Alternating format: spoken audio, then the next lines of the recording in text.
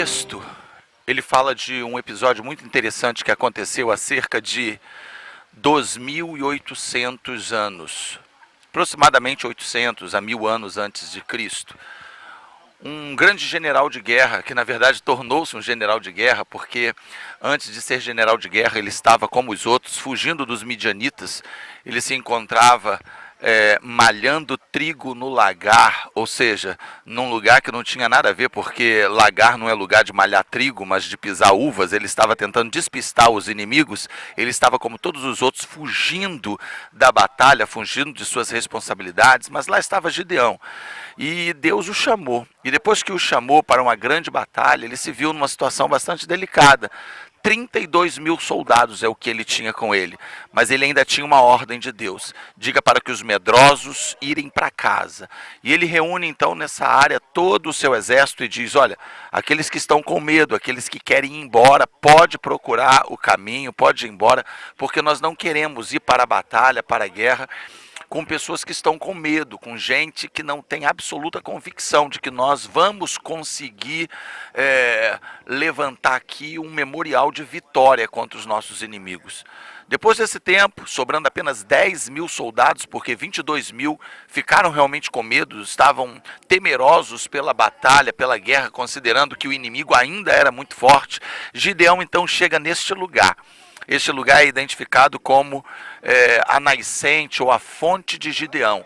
E é interessante que os judeus, eles não colocam esse como um possível lugar, como fazem com vários outros lugares. Eles dizem: aqui é o lugar, em função de todas as características, tanto do texto, das descrições, como da própria nascente existente aqui.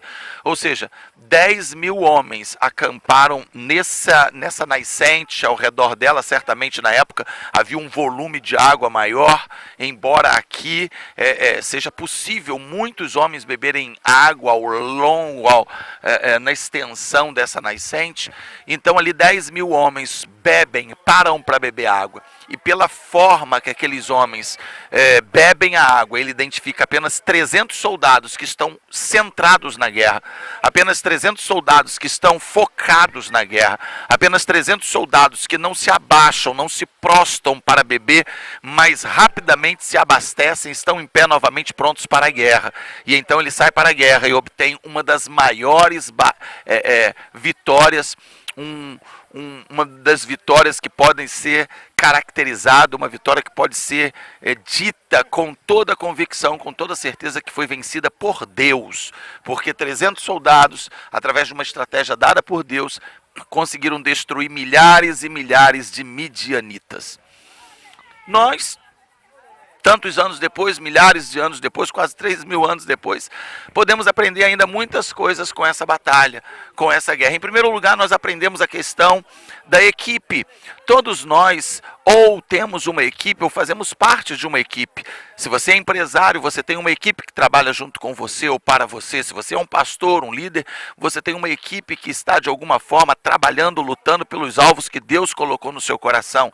E se você não é um pastor, não é um líder, não é um empresário, você faz parte de uma equipe. E Gideão, ele percebeu através da voz de Deus, da direção de Deus, que mais importante do que 32.000 homens que seriam reunidos de uma forma quase que aleatória, seria muito mais importante o número limitado de pessoas que estivessem com ele, pessoas que estavam comprando a mesma briga, pessoas que estariam com a mesma visão, pessoas que estariam com os mesmos propósitos, pessoas que acreditavam nos mesmos projetos. Ou seja, é muito melhor você formar uma equipe sólida, uma equipe coesa, uma equipe que busca, na verdade, os mesmos propósitos, os mesmos alvos, que trabalhem pelos mesmos ideais, que busquem focar as mesmas coisas, porque as possibilidades, as probabilidades de alcançar a vitória serão muito maiores. Ou seja, você líder, busque isso.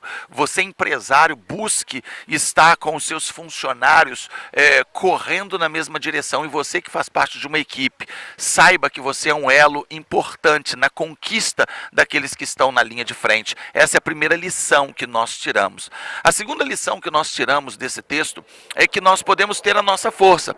E algumas vezes vezes, mesmo tendo as nossas forças, mesmo tendo as nossas qualificações para vencer uma guerra, nós precisamos depender de Deus. Gideão, nesse tempo, já era um general, um comandante, não por patente conquistada através de estudos ou algum tipo de experiência, mas pela liderança que Deus colocou no seu coração, pela experiência sobrenatural que ele teve com o próprio Deus e porque conseguiu levantar um número significativo de homens para pelejar junto com ele.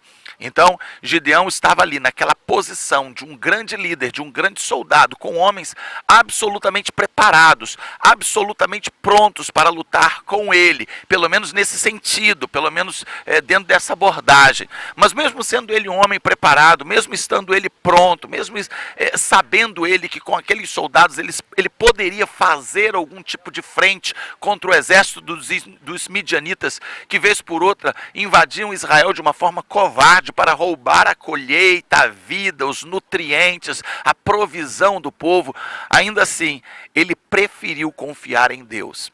Com 32 mil ele poderia batalhar aquela batalha, talvez até com 10 mil, mas com 300 nunca, com 300 homens nunca, apenas por Deus ele poderia ter alguma chance. Ele foi e venceu.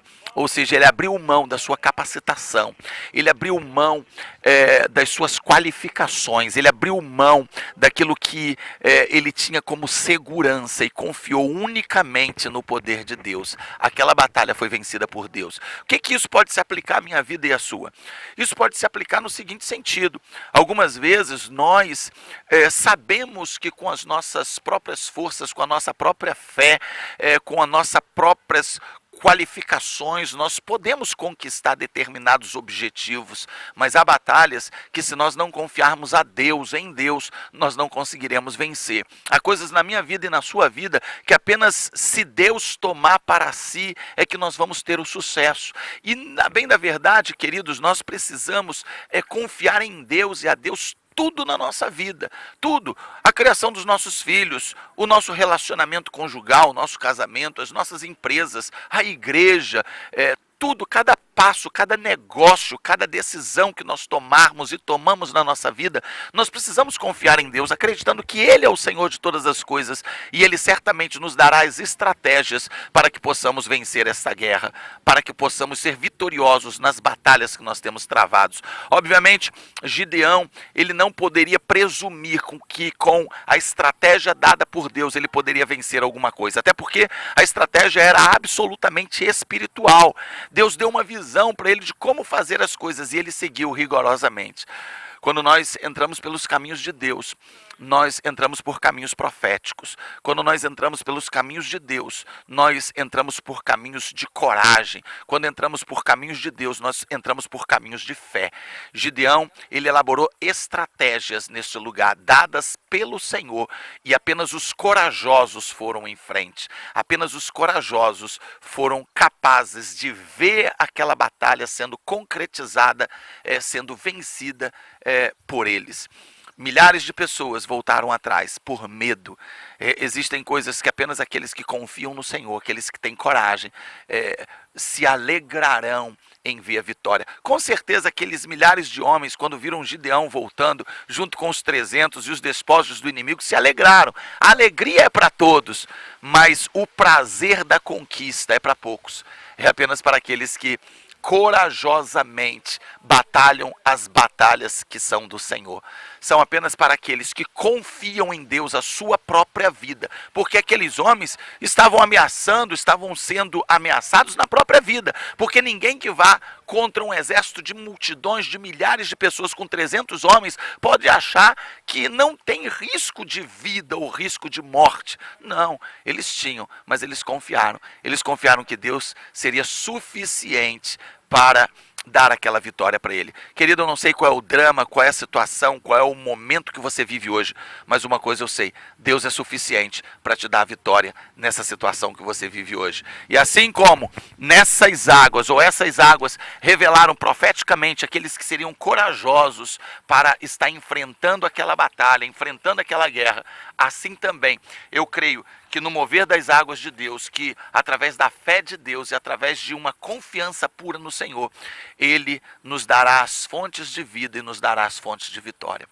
Que Deus possa abençoar a nossa vida, nos dar coragem e força, para que nós possamos ver as águas se movendo em prol das nossas vitórias, das nossas lutas, que certamente se concretizarão da forma que o Senhor quer. Deus te abençoe.